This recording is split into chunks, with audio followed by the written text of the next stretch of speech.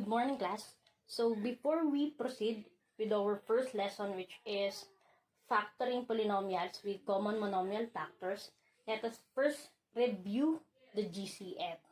Okay, because it is the method that we are going to use in solving factoring polynomials with common monomial factor.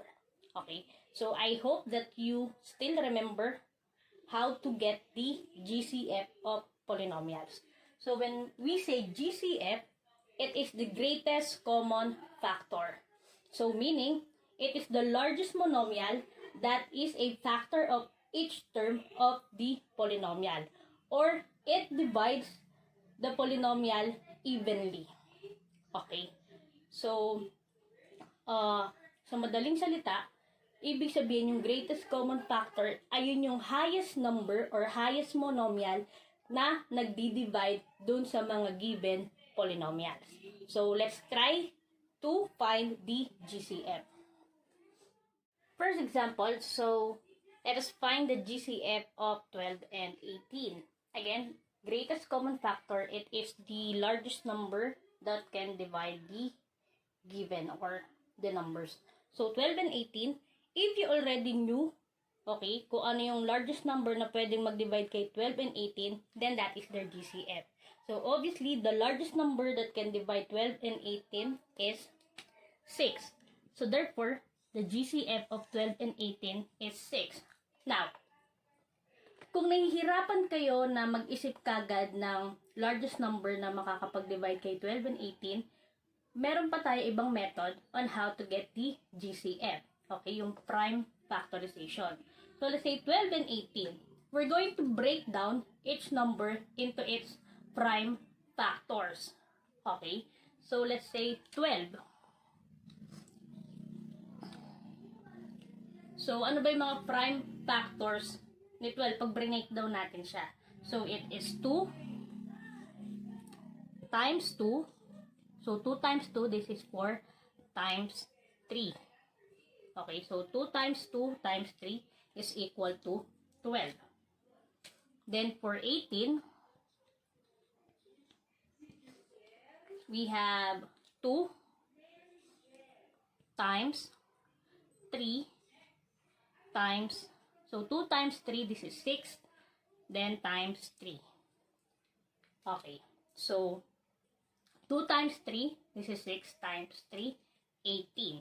Now, since this is GCF, so we will get the greatest common factor. So, ano ba yung mga common factor nila? So, they have 2 and 3. So, those are their common factors. So, anong gagawin natin? Simply multiply their common factors. So, 2 times 3 is equal to 6. So, same. Greatest common factor. Okay? Now, kung yung iba nahihirapan pa din kung paano mag-breakdown ng numbers into their prime factors, meron pa ulit isang way. Ganito naman yun. Kung natatandaan nyo pa during your elementary days, tinuro din sa inyo to eh. So, ganito yung itsura niya. So, 12 and 18.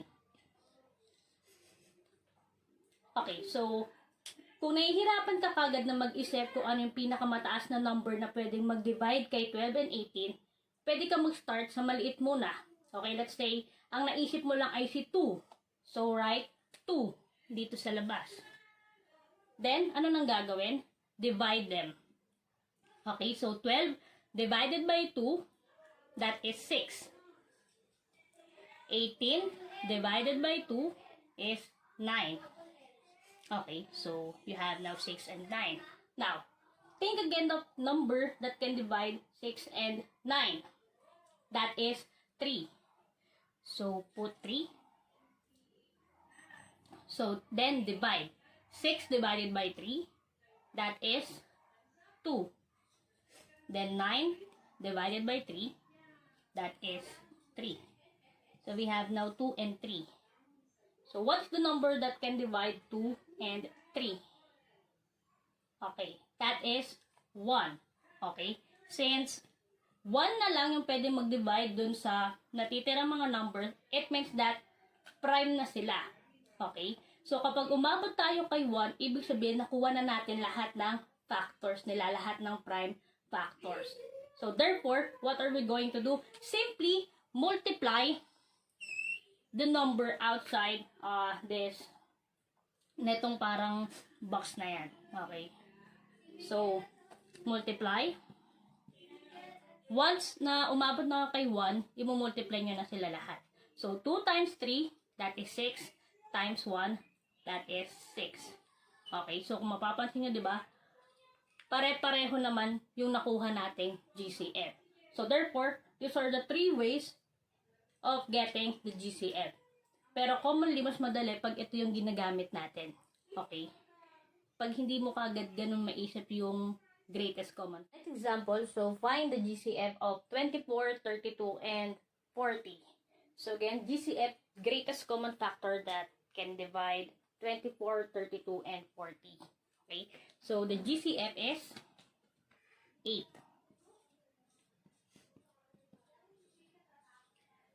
Again, kung nahihirapan ka kagad na kunin yung greatest common factor or mag-isip kagad nung largest number that can divide 24, 32, and 40, pwede tayong gumamit ng ibang method. Okay, so let's try the third one. So, let's say 24, list down the given, 32, and 40. So, think of a number, kahit yung smallest number that can divide 24, 32, and 40. So, let's say, ang naisip mo lang ay 2. So, write 2. Then, divide. 24 divided by 2, that is 12. 32 divided by 2, that is 16. Then 40 divided by 2 is 20. Okay. Next, so we have 12, 16, and 20. So, what's the number that can divide 12, 16, and 20? We can have 4, right? Then divide 12 divided by 4, that is 3. 16 divided by 4 is 4. And 20 divided by 4 is 5. Okay. Then, next. What is the number that can divide 3, 4, and 5? Okay. That is 1. Okay. So, since 1 na yung ating naging sagot, it means that we already get the greatest common factor. So, simply multiply the numbers outside. So, multiply them all.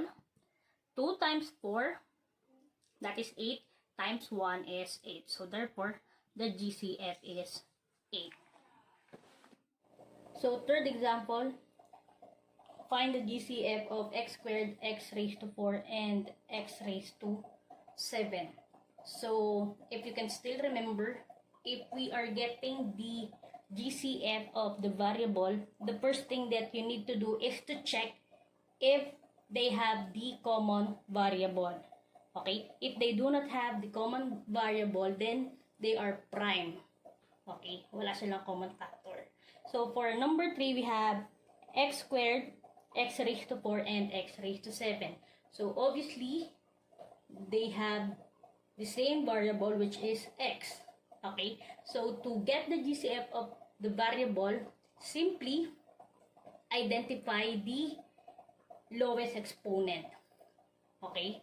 So, here, the lowest exponent is 2. Right? It is x squared.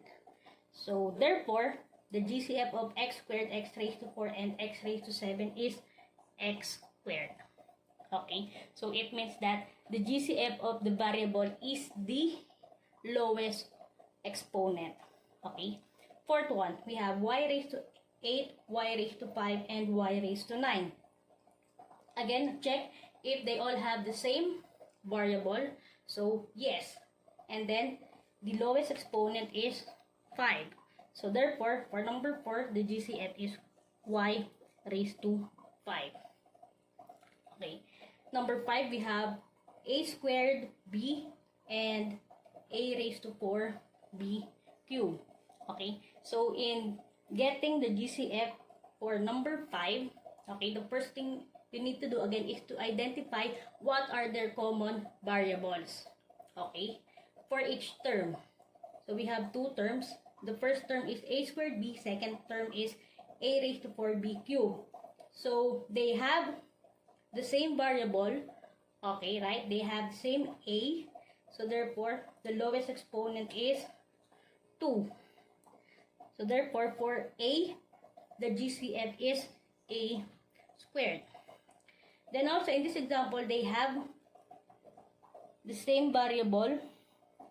Okay, they also have the same variable for b, right? Pareho din silang may b.